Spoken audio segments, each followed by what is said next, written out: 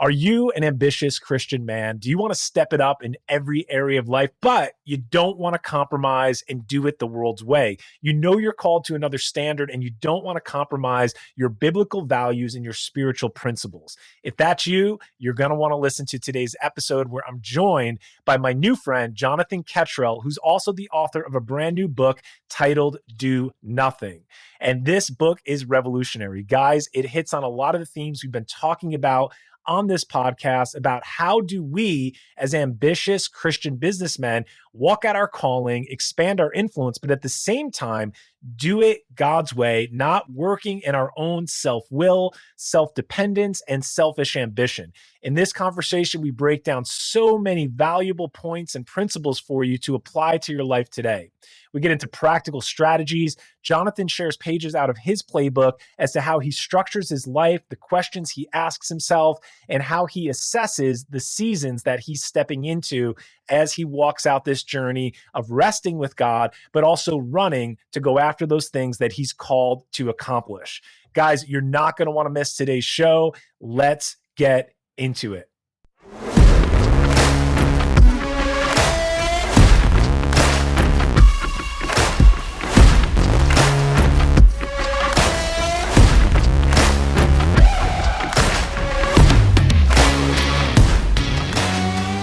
Jonathan, what's up, brother? Welcome to Raising the Standard. So excited to have you on today.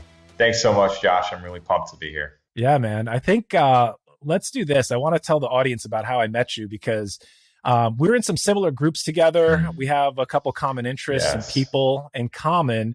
And I saw a post from you recently. You popped up in my feed that you wrote this book called Do Nothing. By the way, I think it looks awesome as well. Not only is it a good book, the cover really got me. It's an awesome title. It's prolific, and we're really going to get into that today. But that's how I found you, and that's why we're here today. So you're the author of Do Nothing, and we're going to really break down that message of Jesus where he tells his disciples, apart from me, you can do nothing. But before we jump right into that, knowing this audience, that we got a bunch of ambitious Christian businessmen. These are kingdom-driven men that listen to the show. They're concerned about growth in every area of their life. They're development-minded, and that's your background as well, right? You're a business guy, and I'd like to hear a little bit more about your background, your history, and then we'll talk about how this book came into being. Oh, I appreciate that. Yeah, I am a serial starter entrepreneur. I prefer that term starter because it touches, so many different areas. Really, ever since I got this book when I was 11 years old, my grandma bought it for me, called Better Than a Lemonade Stand, 51 business ideas for kids. And it was game over for me then. And so started my career in digital marketing and then really got into the software and more product development side. Started a company that grew on the backs of Twitter. I sold that company to another company called Mashable. Worked at some global companies like GoDaddy, and have really been in the startup space over the last 8 years, especially just doing that. Well, actually, no, I guess at this point, probably about 10 years now. And ultimately for me, it's I'm a people-driven person, so really, try and go about business in that way. But that entrepreneur startup culture, software, marketing, business, all of it, that's the background, and that's where the perspective that I'm coming with comes from. Wow, that's pretty awesome, man. I didn't know all that about you. I knew you were a starter. I saw a little bit of your background, but you've had some successful exits, so some pretty big stuff. So Jonathan, I didn't realize, man, that's some high-level business stuff you've been involved in. You've had some successful exits, and you've been to the top when it comes to building companies, scaling, and then selling them. That's pretty interesting, and I'm sure you got a lot of experience as you went through that. So you're obviously driven. Can I ask you, when you started those companies, did you have the intent to sell? Did you know you were starting this and you were just like going to keep moving on to the next thing? I think, especially as you start your first business, you're not exactly sure like what's the outcome going to be. You don't necessarily have that full game plan. I think now, having started a few different companies, you have a little bit more of that foresight and plan and what is the ultimate, quote unquote, exit strategy. I think that in the first few, I didn't necessarily have that mapped out as a trajectory. But ultimately, that's where it came to. Now, I think really knowing my nature, my identity truly as a starter, one of the things that affords me the opportunity to do is to really design for and recognize, hey, you know what, I'm not going to be the guy that's here 10 years from now. So how do we build and design and develop this in such a way that there is someone or a team of people to give that torch to and to pass it to either continue it on, or perhaps you're exiting and actually, exiting the business entirely. All right. So I'm fascinated by your personality type, but also because of your faith. So we've had a conversation prior to recording this, and I know you're a deep guy. Your book is amazing. It's got some deep spiritual truths. It's not superficial in any means. It's not just a self-help, self-development message. There's some deep stuff in there. You could see the roots that you have, the foundation you have, and you got some deep spirituality. And at the same time, you're a business guy that's building, scaling, selling, and you're moving on to the next thing. So talk to me about how you reconcile that, because I think that's a little bit of an internal war that Christian guys go through, because they feel like, hey, I'm supposed to rest, I'm supposed to slow down, or whatever they think from their particular stream of Christianity. And then it's like, hey, we leave for work Monday morning and I'm thrust into the arena, and it's like war, right? I'm doing battle. I got to watch my back. There's competitive stuff going on. I got to sell. I'm against sharks. And there's this fight that we're in the world system as we're building. So tell me how you reconcile and have those two streams. How's that work out for you? Well, I think war is a good word for that. And reconciliation is definitely what's needed, because as much as then we can, live and come from these places that are spiritual, I think it's very easy still, and from that spiritual background and foundation, to let the messages of the world and culture and even our own selves seep in and really try and push us to do things that aren't necessarily the things that perhaps is best. And I really operate under this principle, especially spiritually, that it's very easy to say, well, it's good, and maybe something is good and God does use it, but God uses everything. That's just his nature. He's a God who redeems, uses, restores, etc. So good for me is not enough when there is truly like an ideal and a best. And I think that's the pursuit. The pursuit is, what is God's best? And if I'm being honest, the stuff that just starts with me and starts with culture and starts with those mantras is never going to measure up to, what you talk about as a standard of Christ, as that ultimate goal that he has. And so I think that's always the question I'm wrestling with is, hey, is this just good, or is this something that's truly the Lord's best? And I break down a little bit more in the book about some of those questions that I think are worth asking in that regard. There's a mathematician, John Tukey, he said, an approximate answer to the right question is worth a great deal more than a precise answer to the wrong question. So I think we have to say, what are the questions we're asking ourselves? Yeah. Well, that's profound. I love it. Okay, listen, we're taking this discussion right into the topic of do nothing. So let's jump into this book. I got a copy of it. I'm halfway through, or maybe a little bit over halfway through. So I've been really looking forward to this conversation.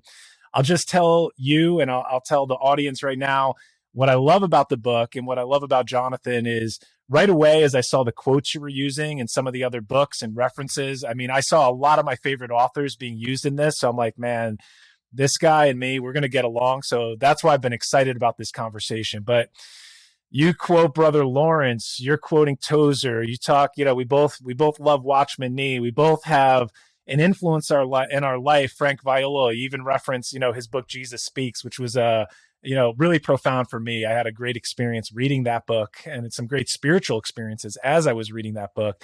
And then in addition to that, I love the verse references you use. So I guess I'm teeing this up. I want you to just start to go into what is this concept of do nothing? Because on the front cover, I think it's hustle harder, try harder, like crossed out, right? So walk me through like the front cover and really what this message is, because it's prolific and I can't wait to hear more about it and share it with the audience.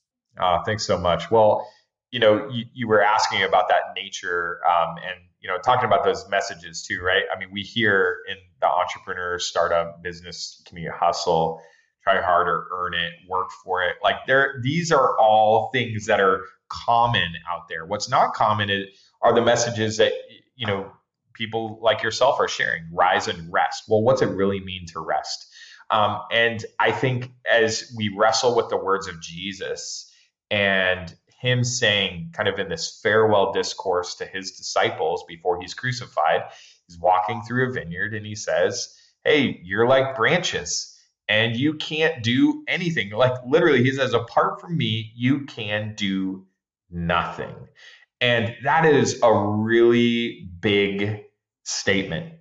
And it's something that I don't think we wrestle with enough, or it's something that we might on the surface say we intellectually agree with, but really at the heart level and in our life, we're not living by that principle. And so I think we have to come to terms with that and say, well, what's it mean? What can I do? So based on that question, what can I do? And then, I ask, there are really about 5 core questions throughout the book. The second question is, how do I do nothing?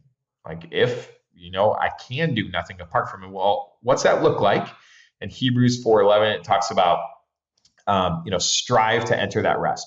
I love that. I think that's the best picture in Scripture, a word dichotomy of like work to not work, strive to rest. This is just such a juxtaposition. And I think it's because our very nature as humans, as people, and living in this world is to do something. It's to strive. It's to work at it. It's to hustle. That's the natural inclination. And so I think we have to really work to not work and work to really rest in the life of Jesus Christ. And then the third question is, what is Jesus doing? It's not what would Jesus do? It's not just this cultural question saying we have to figure out intellectually what is it that he would do in such a circumstance. No, I think we have this indwelling life of Jesus. We have the Holy Spirit that's been given to us. And so we can discern. And Jesus, actually, he said even, he could do nothing except that which he saw his Father doing. And so this is it's not just like we're supposed to do nothing apart from Christ alone. It's that he could do nothing apart from his Father's life and what he saw his Father doing. And so he modeled for us, again, as the standard to discern what it is that he's doing. The fourth question is, how do I work with Jesus? And, there's an interesting phrase. We talk a lot in business culture, like who do we work with? Who are our coworkers or colleagues? Well, actually, we're called co-workers with God. And I love that phrase. Like, so, Ephesians 2:10 talks about, that he's created good works for us to walk in. And we're getting to do that as co-workers with him, not just these, minions as it were, but really partners with God. And then the last question is, what is God's plan for me? And if we really truly trust what Scripture says, and in Philippians 1:6 in particular, it says that he who began a good work in us would be faithful to complete it. And we're so concerned about what is it that we're going to do to finish, to complete. And I think when we're truly rising and resting, when we're living by his life, we're trusting that he is going to be faithful. And that is just such an assurance. I don't know about you, but that gets me pumped up. And it really, if we just enter into that, I believe that is a true place and opportunity of rest, mentally, emotionally, spiritually, physically, in all these different areas. Yeah. Wow. That's amazing. So I need to dive into this a little bit deeper. And I got to ask you, Um, we can know this, right? We can know it theologically. We can know it doctrinally. Yes. I'm assuming there's going to be listeners that, it's not like they've never heard these verses before. The question for Right. me, and I want to make it really real, and I actually want to, learn a little bit more about your origin story of were you always like this, or did you go from striving at certain parts of your career, your Oh yeah. business life, just life in general? And did you make the switch? Mm, Because, Jonathan, how do we mm, take it from, okay, like I know the Bible, I understand that. But hey, now I got to yeah. go to work. Now I got to go over here. Yeah. And what's that really mean? Like, how do I merge that together? So if you could Yes. first tell me about, like, for you, what was your origin of when you started to make a shift from striving to resting? Thank you. Because yeah, I have been a Christian and a follower of Jesus for most of my life. I grew up in a Christian home. I had parents who really modeled the love and life of Jesus for me. However, as you said, as much as we can grasp that intellectually, it's like, when's that made real? And it's not to say that the grace of God wasn't real in my life before that started to make itself more manifest. But you mentioned Watchman Nee, and I think he, in one of my favorite books, or a book that really had a significant impact on me, he mentions brokenness being something that's either sudden and then long, or something that's drawn out and then sudden. And so I think in my experience, probably, I think at this point now it's about 6 years ago or so that I got broken. And I had a very sudden, just incredibly difficult stretch. And it was just like everything was caving in. I affectionately refer to that period of my life as the suck.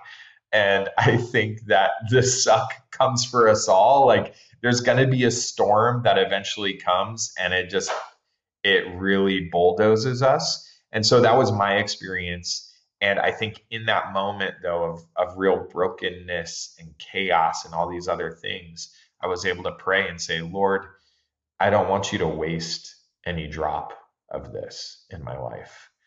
And um, the Lord answers those prayers, and He didn't waste it.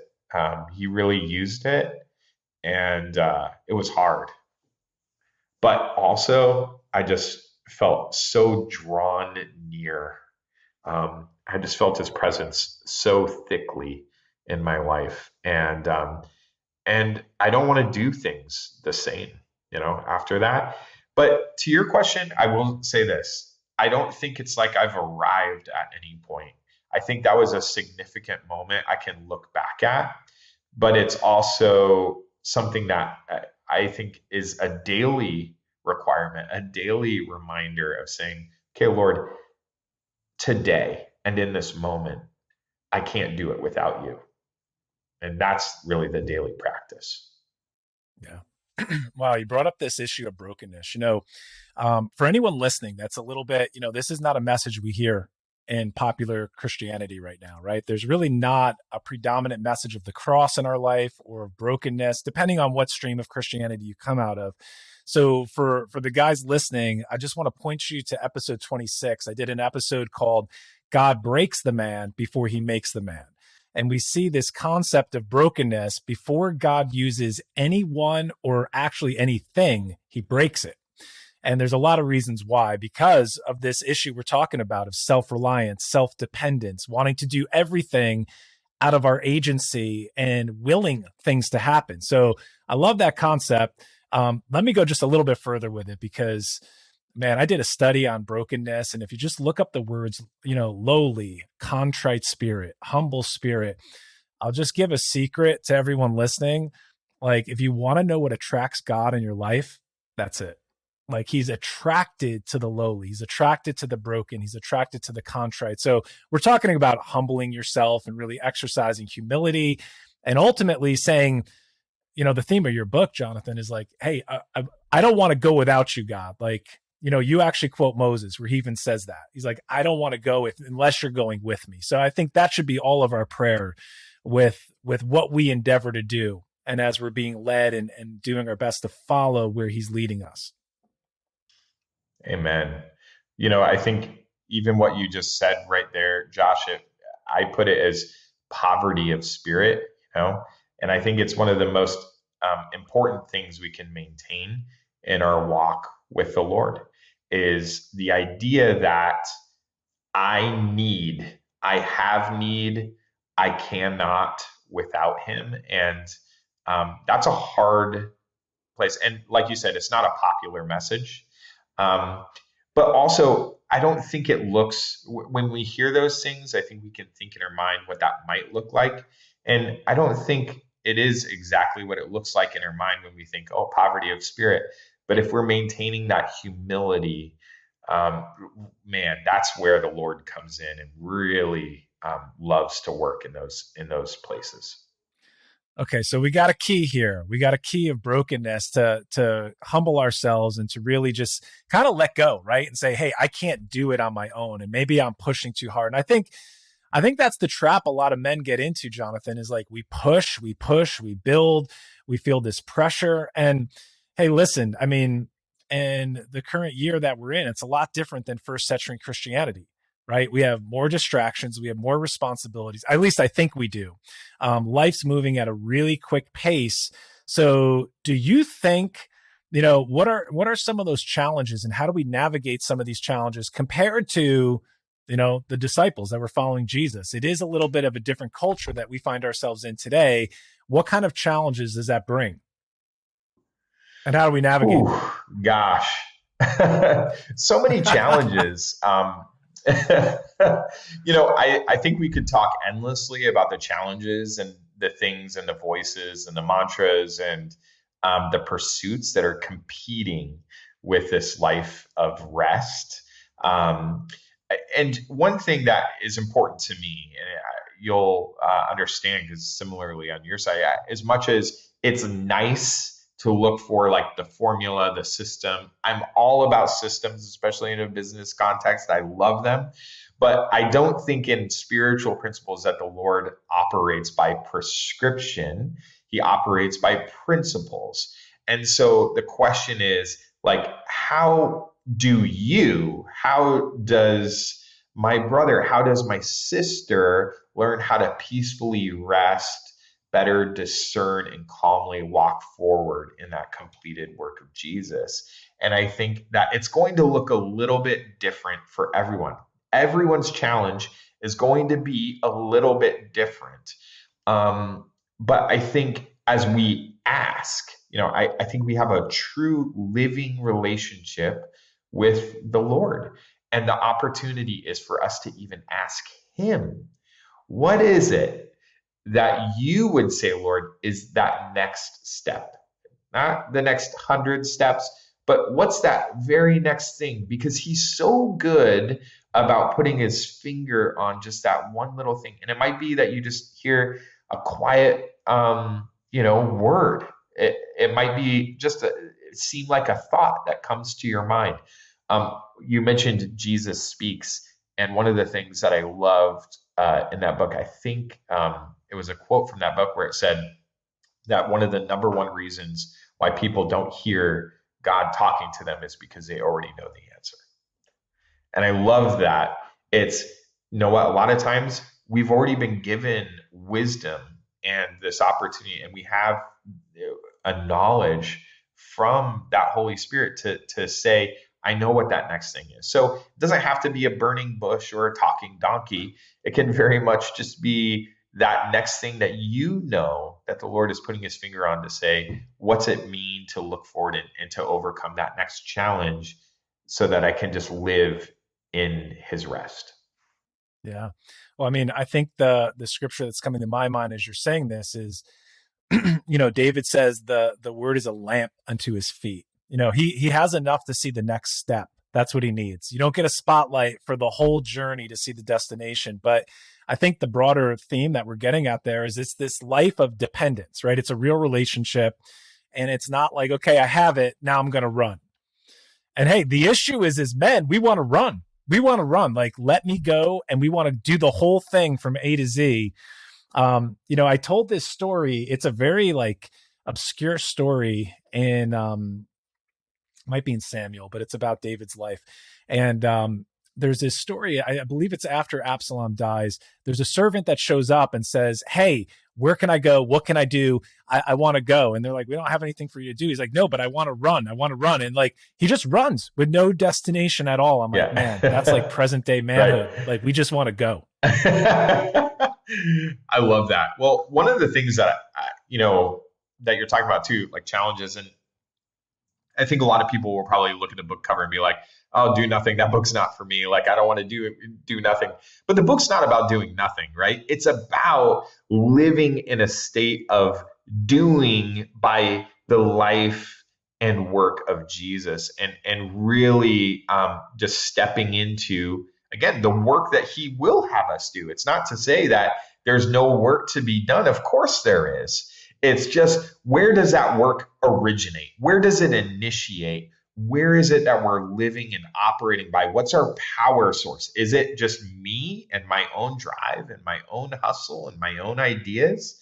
Because I know that those ultimately are not going to pan out as well, again, as that ideal, as that standard that the Lord has for us. So doing nothing is not about sitting on your tail waiting for an answer to everything. That's immaturity. That's not maturity.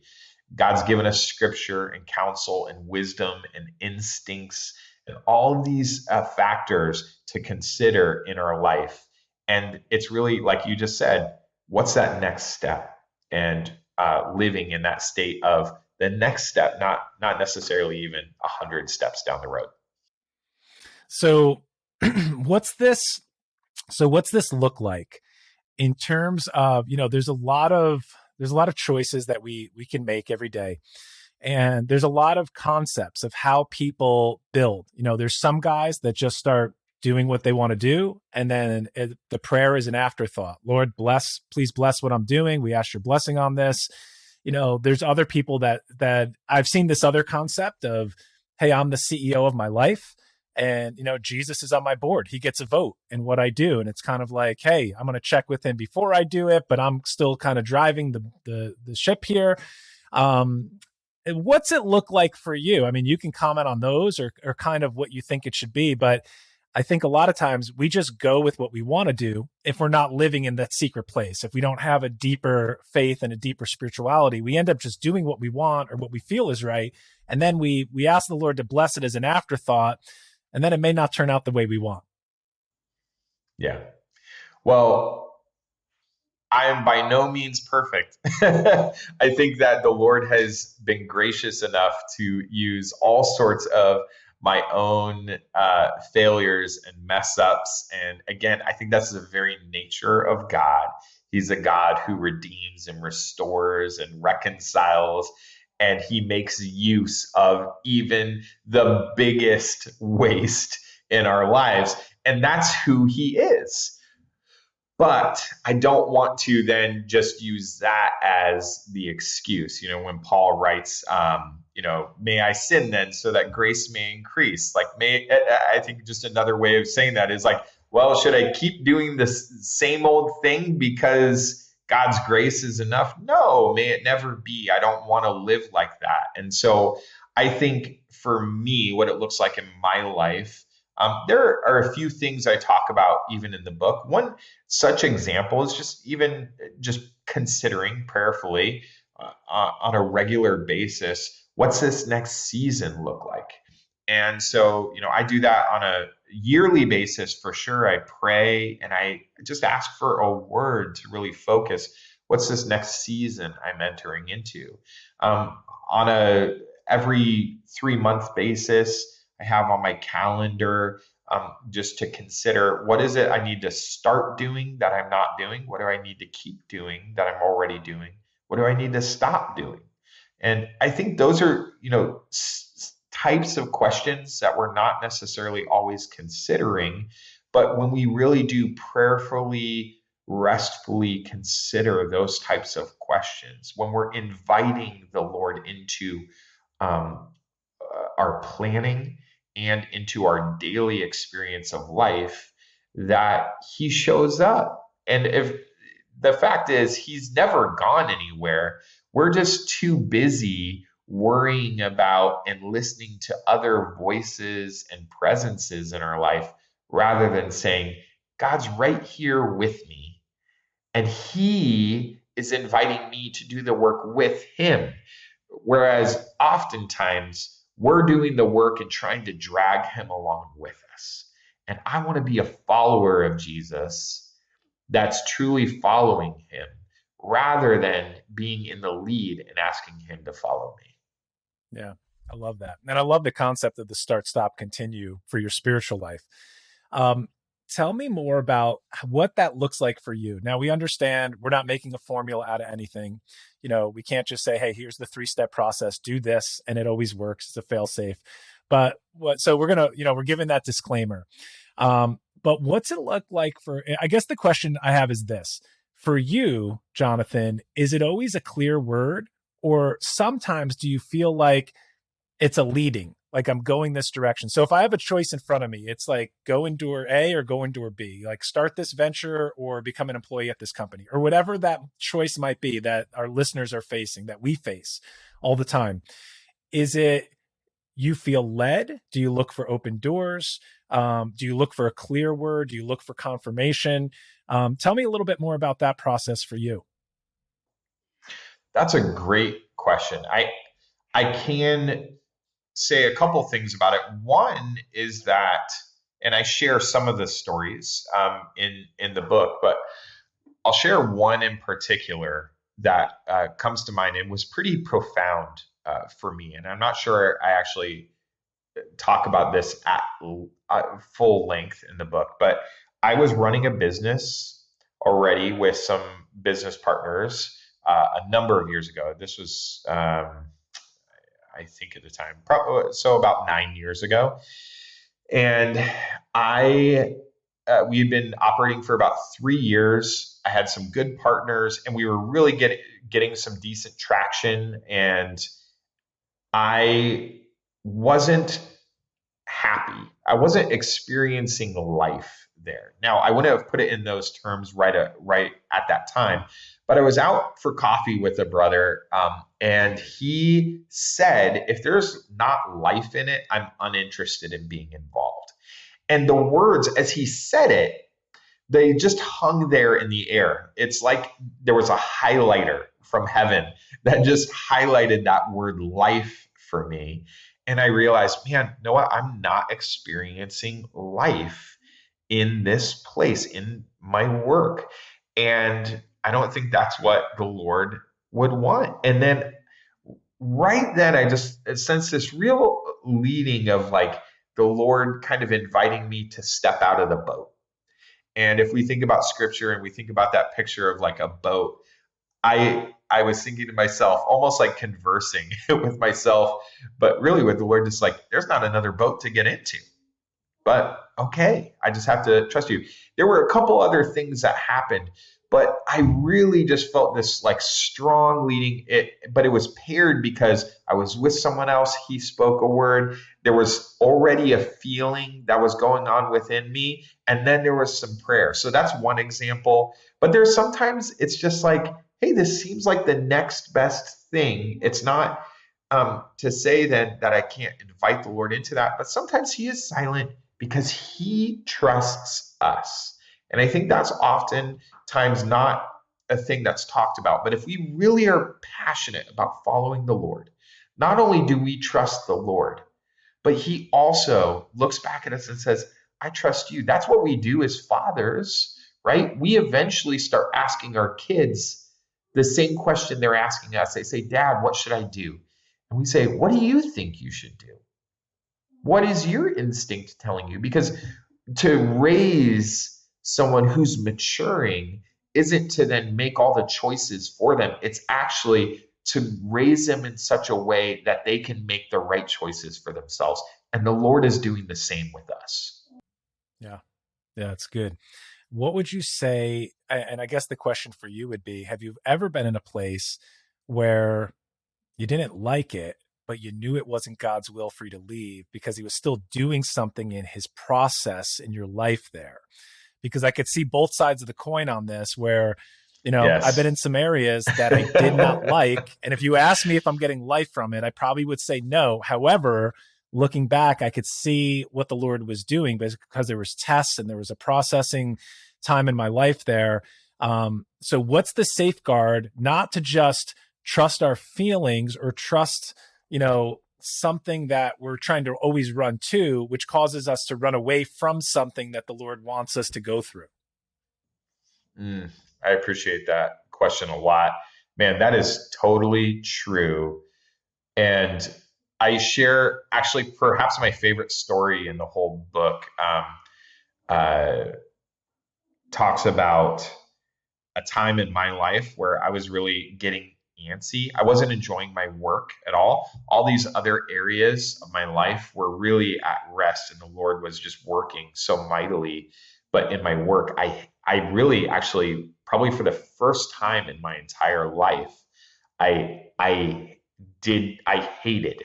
I'll say I hated what I was doing, and I felt like, okay, this is it. I just have to move on.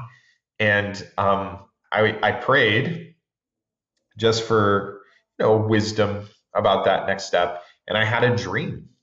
And I don't know how everyone listening feels about dreams, but it was very significant. And it felt like a very direct answer to me that the Lord was saying, no, it's not time. It's not time for you to move on. And frankly, I have something better for you if you wait.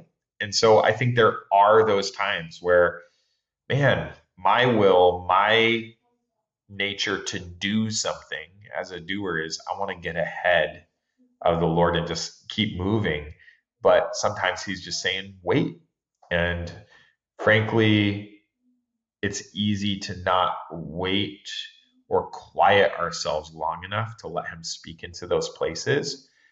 And that is a real discipline. I think over time that I'm thankful for the Lord's voice and um, invitation to me to really stop, slow down, and wait. As much as that's not my cup of tea. Yeah, I love it.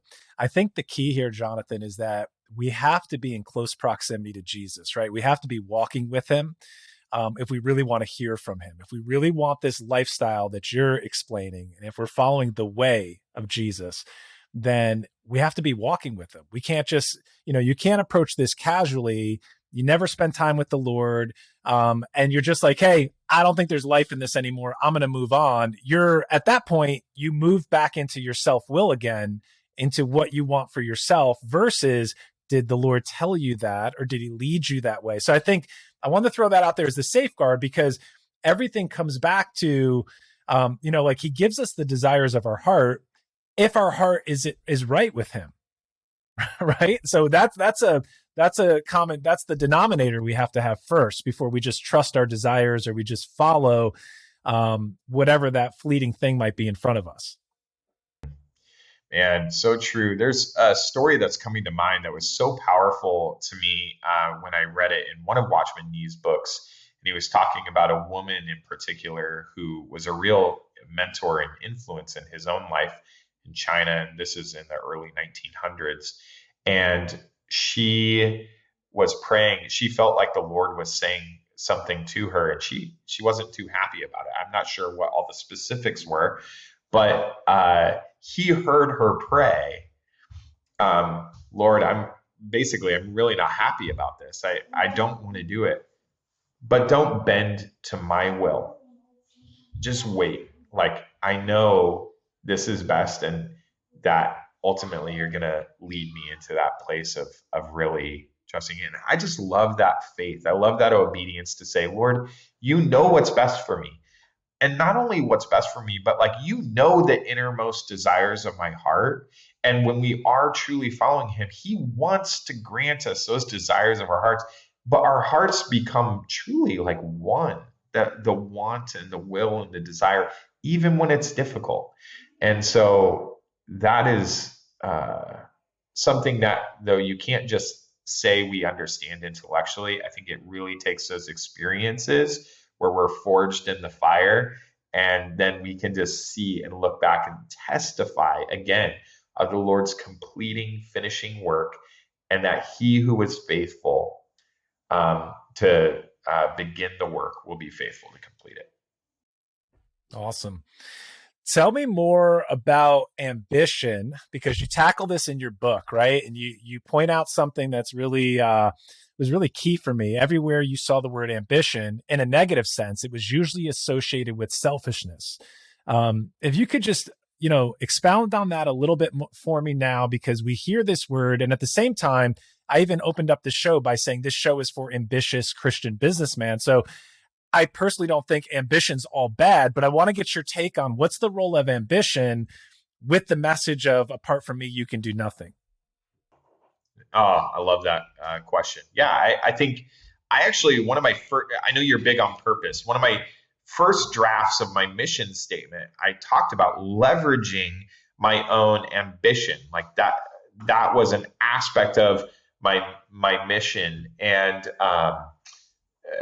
I'm big on purpose. So I love this question about ambition, especially when we think, well, this is part of how God's made me. So what are those aspects of his image that we're bearing? And I believe, as an example, again, as a starter, that's one aspect of God's image that I'm bearing. I'm to create, to start, and he is the Alpha and the Omega. He's the starter and the finisher.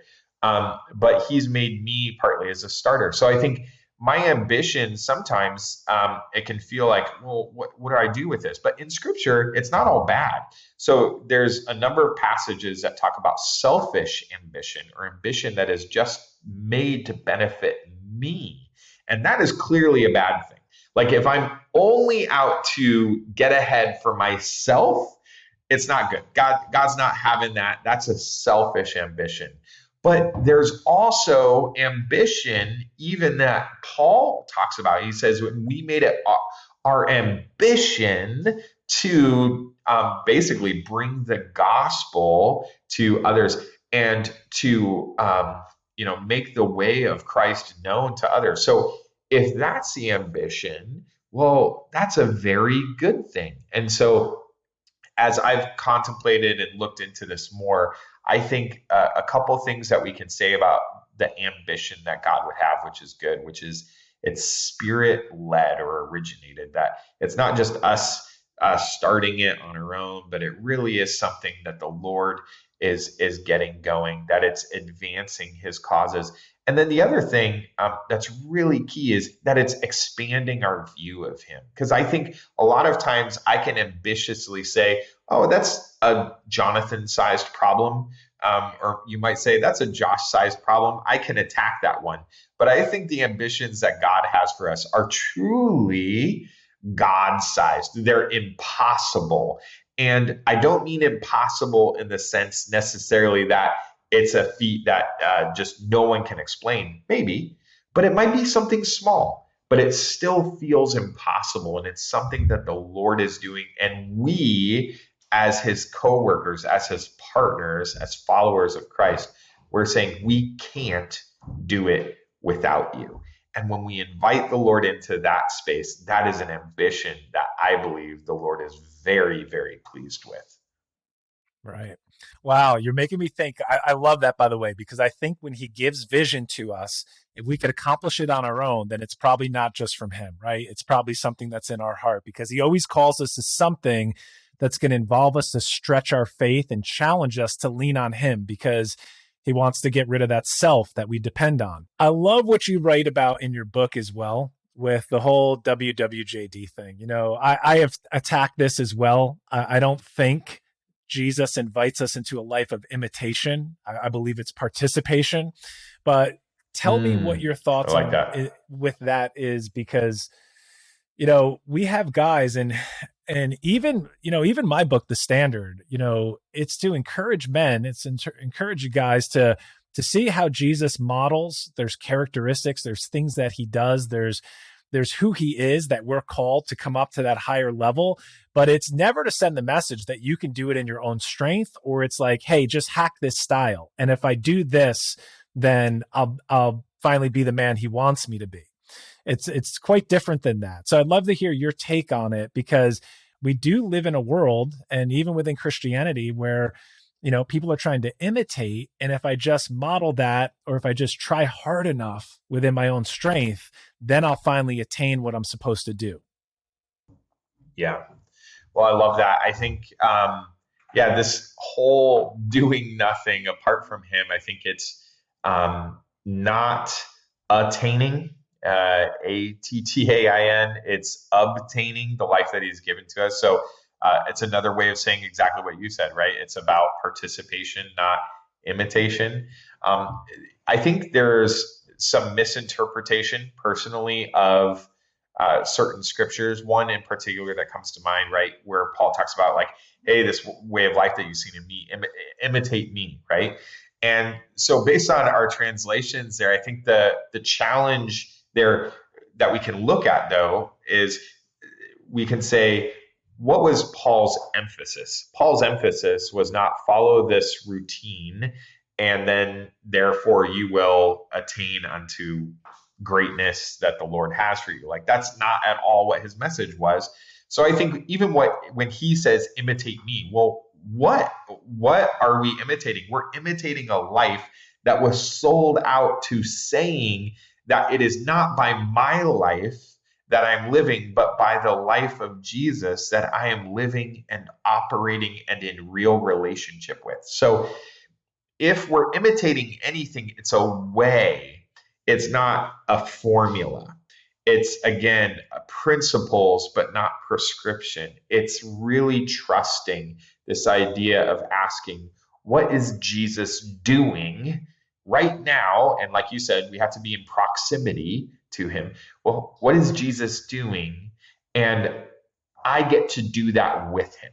And I share some stories in the book about that. One I'll just share right now that's really impactful to me and to fellow men. I'm sure they'll be able to understand. My daughter, she was younger at the time. She's now almost 16 years old, but at the time she was probably about 8 years old. And she was in her family room and she was walking towards me and I was putting away the dishes. Now, sometimes, look, granted, kids, they got to do their chores. They got to do their stuff. That's part of being a family in our house. But as she was walking towards me, I just had such joy and delight as I saw her walking towards me. And I was putting away dishes. And I said, Riley, would you like to put away dishes with me? And she said, no, thanks. And she just kept walking. And I, in my heart, though, I wasn't offended or anything like that. I just was so delighted when I looked at her and I said, okay, I love you. And she said, I love you. And she went off to the other room to, I don't know, do something. At that moment, I'm putting away dishes. I felt like this just real impression and subtle whisper that the Lord was saying, that's my invitation always. And I'm doing the work. It's going to get done one way or another because I'm doing it. But I'm just inviting you in to do it with me, to spend time with me. If we start looking at the work of God as an invitation from a father who loves to spend time with his children, that is awesome. And it's something that I want to sign up for. That's an incredible story. I love that. That just made everything come to life. And I actually read that in your book this morning. So it was great to hear you say that again, because just powerful to know that you're invited to co-labor, to partner, and into this life of participation. And, I know we both see eye to eye here. When Jesus invites men to follow him, it's walk the same road as me. Live this lifestyle, watch what I do, and you're going to do it. It's a participation. It was a mentorship. And that's a little bit lost on us because we're reading an Eastern book with a Western mindset right now. So we lose some of that. But I love the focus on the way of life, the way of Jesus, how he is the way, invites us into this new life, this new lifestyle. So as we talk about lifestyle, I want to pick your brain on Jonathan's morning routine. I know I love the principles over prescription, but I still love to get insights into, guys that I look at as high performers, guys that are crushing it, guys that have gained ground in certain areas of life. Just how do you start your day, and where and how do you connect with God the most for you personally? Yeah. I love that question. I think I can say, first and foremost, that I really do operate my life by seasons. And so, right now, as you know, Josh, my family and I, we are living in South Africa. So, my routine looks different here than it does when I'm in Arizona, which is where we spend 9 months out of the year. And my wife and I, we've committed to over the next number of years while our kids are in high school that we're going to spend our summers in other countries. So I think in each one of those other countries that we're living in over the coming years as well, the seasons will look different. So I think part of that is, again, asking what is it I need to start doing, keep doing, and stop doing. But some of the things that I feel like are real game changers for me. One, you mentioned Frank Viola. He talks about also kind of changing up that routine some, but one that he says never gets old, and I agree with him, is that when I wake up, even if I'm in bed still, there are a lot of first things we could do. We could, go to the bathroom right away. We could drink a glass of water. We could pick up our phone and look at our emails. But I really just try and call upon or just whisper the name of Jesus. And that is like a great starting point. To just say Jesus, like to say his name and to call on him. It talks about like those who know me know my voice, and we know him. And so like if we really believe he's with us right there in bed. So that's one thing. I do drink a glass of water. I'll go right out usually and drink a big glass of water. And that also is just kind of a little bit of a health thing, but I usually don't even put ice in it. I just start going. In certain seasons, I'll start doing push-ups right away. I haven't been doing that as faithfully or rigorously as I have at others.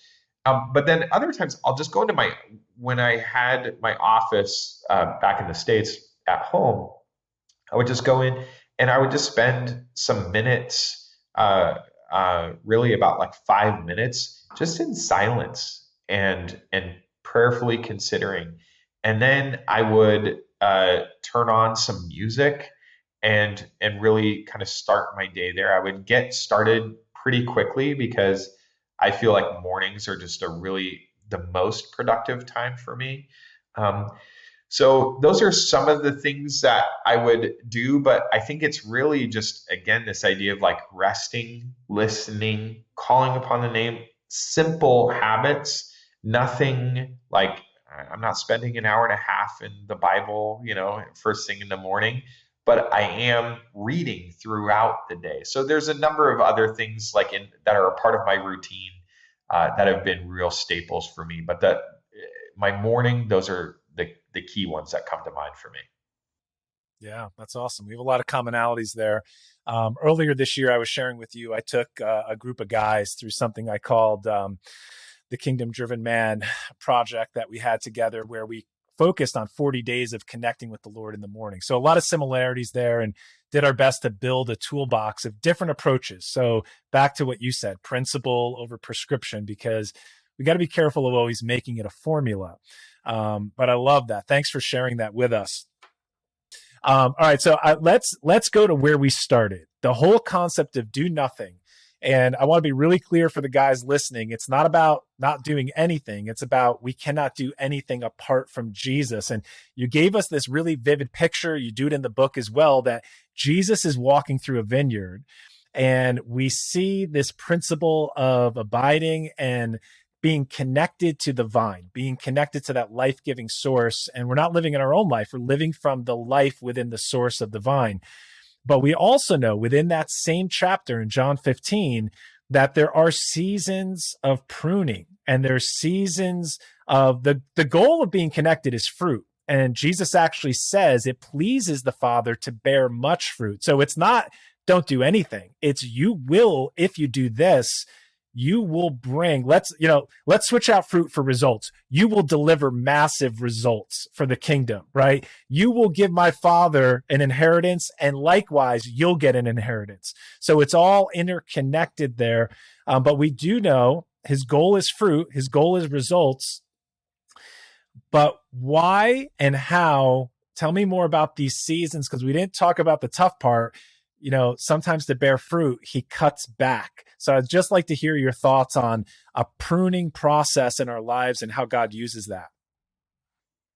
Wow, that's a great question. And I think similarly to the question you asked earlier, just about, what was some of the birthplace of this for me, I can look at and say, okay, well, in that season, I felt like it was really a sabbatical period, like the Lord just saying, hey, you get to rest. Like, you don't even get a choice in this matter. Like, this is what's going to happen. And it was through some hardship and adversity in the beginning, but then really a prolonged season of rest. And I started getting antsy. I started actually feeling like, well, I got to get back to it, right? I have to keep moving forward. And yet the Lord really was saying, no, like that's not what the season is about. Like, if we believe that God is going to complete the work and that he has perfect timing, the problem oftentimes isn't, well, is he doing something while we're waiting, right? A lot of times things are happening beneath the surface. We can't see it with physical eyes, but there's something spiritual that's happening. There's something that he's producing. Seeds, to your point about this idea of fruit, don't grow overnight. That doesn't happen. And so God works while we wait. And he is always at work. And if we trust that the one who planted those seeds, and if we believe that the very life source of that fruit is within us, even when we can't see the fruit made manifest yet, it doesn't mean that life is not flowing and that work is not being done. And yes, there are sometimes some dead branches and some stuff in our life that has to get cut out. I talk in the book about in Hebrews when it says that we need to set aside every weight and encumbrance. That's a huge thing. We often talk about just the sin. It says set aside, sin and weight. And I love that it distinguishes those, because I think there's plenty in our life that, yes, the Lord wants to come cut back and bring freedom from, but also there's a lot of stuff in our life that he's inviting us to just look at and say, I have to get rid of that because it's not helping me move forward more quickly. It's not helping me produce fruit. And that's what he wants to do. And I'll actually end with this. When you talk about fruit in particular, one of the things that Jesus says in that John 15 passage, which I love, is he says, I say these things in order that you might have my joy and that your joy might be made full. He wants us to have fullness of joy. That is why he's speaking these things. It's not to hold us back or just tell us you can't do it. It's so that we might have more joy in our life. And I don't know about you, but I want a lot more joy. I do know about you. You want a ton of joy. And that is a good thing. We should all want the joy that only Jesus can bring. Guys, if you're listening, here's my biggest takeaway from that. I just want to encourage the listeners, because you might find yourself in a place where you feel you've been waiting forever. And you're like, hey, I'm in this process. When am I going to get out of it? And I loved how you said, even though you're waiting, you're still growing. And some of us want to get into that season so fast, but there's a reason the Lord has you where you are right now. And if you cooperate, and if you learn to partner with him, he'll release you into the fullness of what you're called to do at that right time. So it's just really encouraging to hear you share this. You shared a story earlier, you're talking about Watchman Nee. I've heard a story very recently. I was just listening to something, and the teacher I was listening to was repeating a story about a Chinese Christian who came to America. And they visited the churches, and they saw everything that we had here. And they asked the person at the end, this older Chinese gentleman, they said, so what do you think? What do you think? I don't know if you know this, you might have heard it. And he said, it's amazing what you have built and how much you do without God. And the takeaway for me was like, wow, we can build apart from him in our own self-will, with our own agency, with our own discipline and desire and ambition. We can build something. And the thing that I heard you say in the last, segment, as we just talked about this, with putting away the things that easily beset us, they're not all sins. So they can be good things as well. And that's the scariest part, because all of our works are going to be tested and tried through the fire, and anything that's wood, hay, or stubble is going to burn. But the crazy thing is, and I've said this multiple times on this show in the past, is that you can still build with wood. It's not that you can't build anything. You can build something. It just won't last. Yeah, that's right. It's harder to build with hay and stubble, I would imagine, but the birds do it. But you're absolutely right. There's plenty of stuff built with wood. I could even talk at length, and I'm sure, Josh, you could as well, talking about brick. I think there's like this spiritual picture even in Babel. And I talk about that actually right at the beginning of the book, as these self-made towers. We're so interested in what it is that we can build and what we can do. And yes, we mistake our agency that God has given us with then believing that, well, we just keep moving forward. Or, even this question of what can I do apart from Jesus? We start thinking, well, I must do something or nothing without Jesus. I should do nothing without Jesus. When he's saying, no, you can't do anything. Even the agency I gave you is what's made that possible. So why is it that you would go about doing anything that's not going to bear fruit without me? Wow. So awesome, Jonathan. Well, I want to tell the listeners where to get the book. I want you to give us, your last admonition for us as you sum up this conversation and we talk about do nothing.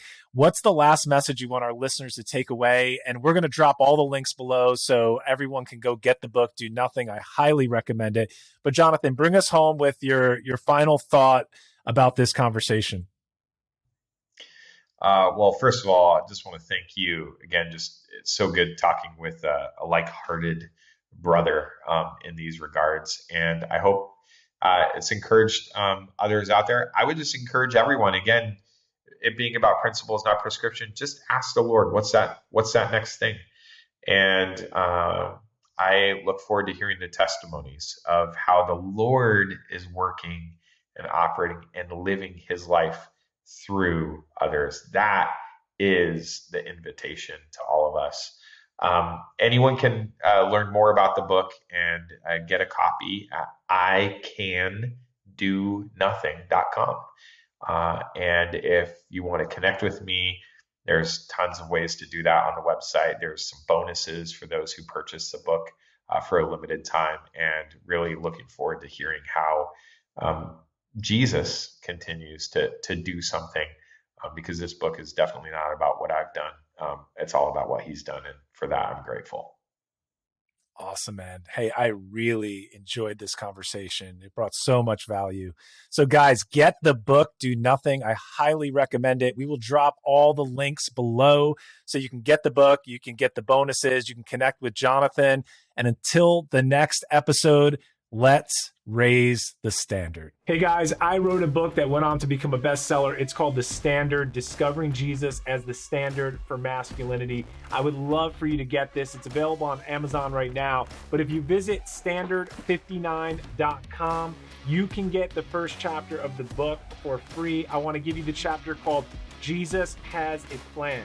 And you need a plan as well. There's specific areas in your life that you will be attacked in. How do I know? Because Jesus was attacked in these areas as well, and there's a pattern to it. And I want to give you this chapter so you can see how Jesus effectively deploys a plan in his life and how he sets the standard for all men to follow, and why we need a plan as well. If you want that chapter, go over to standard59.com and grab it. If you want to get the book, you can get the book on Amazon.com. Thanks for watching today's video, and if something resonated with you, please leave a comment below. Let us know what it was. Tell us what you would like us to explore for future episodes. Go ahead, like this video, subscribe to the channel, and continue to raise the standard.